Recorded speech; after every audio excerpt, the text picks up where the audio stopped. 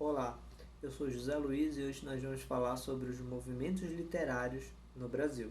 Bom, como nós sabemos, o Brasil foi descoberto em 1500 e ali rolou um movimento chamado quinhentismo.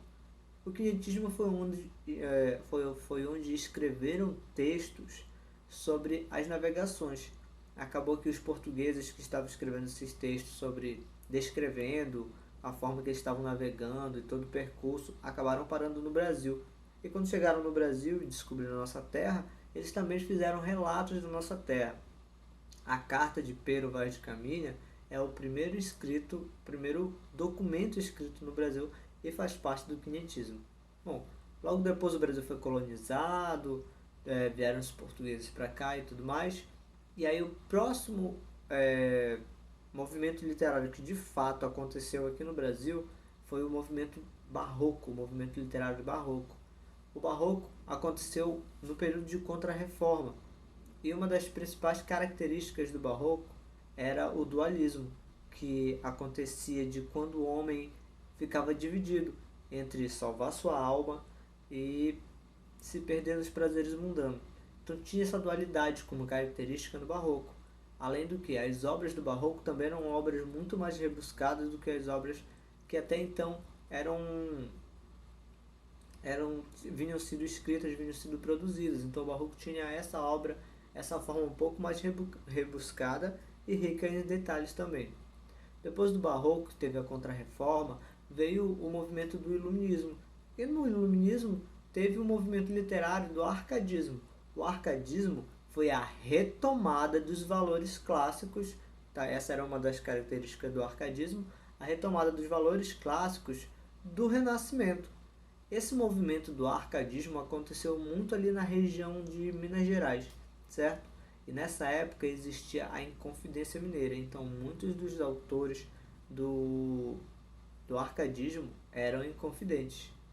Passando do arcadismo, que aconteceu lá em 1700, em 1800 veio um movimento que aí sim tiveram alguns autores brasileiros mesmo, e foi marcado pelo nacionalismo. O Brasil estava tendo uma identidade nessa época. O Brasil tinha saído do modo império e estava virando república. Estava se tornando república, então teve aí uma identidade. Então nasceu aí o movimento do romantismo. Quando ele chegou no Brasil, o movimento do romantismo, ele tinha como uma das características o sentimentalismo e o nacionalismo. Na Europa, o romantismo voltava e trazia à tona os grandes heróis do passado, que na época deles na época medieval, inclusive, era aqueles cavaleiros. E como o Brasil tinha sido descoberto em 1500 e não tinha cavaleiros, o nacionalismo do Brasil trouxe o índio. Só que o índio não era relatado da forma que o índio é, exatamente.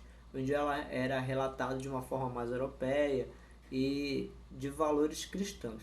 Então nós tínhamos aí em 1800, no primeiro momento de 1800, o romantismo. Ainda em 1800, depois da segunda metade, nós tivemos aí o realismo. O realismo, ele tinha como característica aí uma objetividade e a crítica social, certo? O realismo ele era muito voltado, tinha aí como base estrutural, como inspiração, o darwinismo que estava surgindo aí e a psicanálise, que eram estudos recentes e estavam surgindo, e os autores do realismo se pautavam nisso para escrever seus poemas. Um dos autores que se destaca no realismo é o Machado de Assis, certo?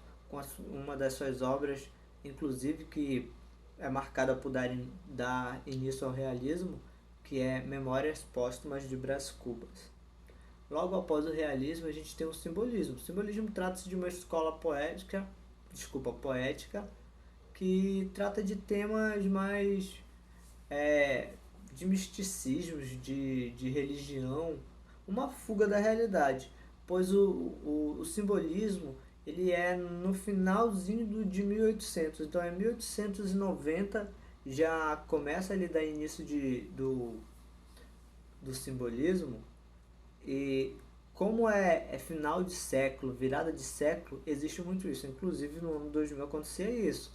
que existia esse misticismo de que na virada de 90 para 2000 ia acabar o mundo.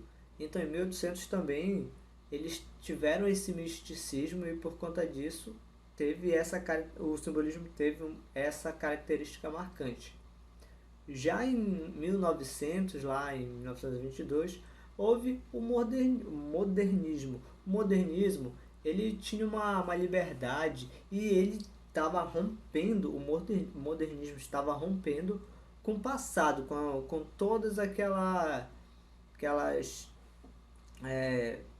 formas do passado. O modernismo veio para modernizar mesmo, para romper com o passado definitivamente.